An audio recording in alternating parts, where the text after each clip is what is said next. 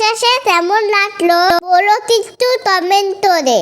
পোস্তটাতে লবণ, হলুদ, চিনি দিয়ে মিশিয়ে রেখে দিলাম।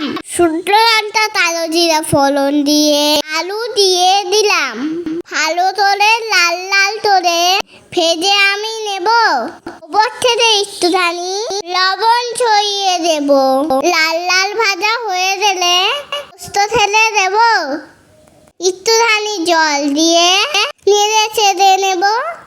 যতক্ষণ না তেল বেরোবে কষিয়ে নিও। তেল বেরিয়ে এলে নামিয়ে তোমরা নিও। এই দেখো হয়ে গেল আমার আলু পোস্ত। গরম ভাতে কিন্তু দারুণ লাগবে। কি বলো দোস্ত? আমার রান্না হলো সারা। পাশে থেকে ভালোবাসো।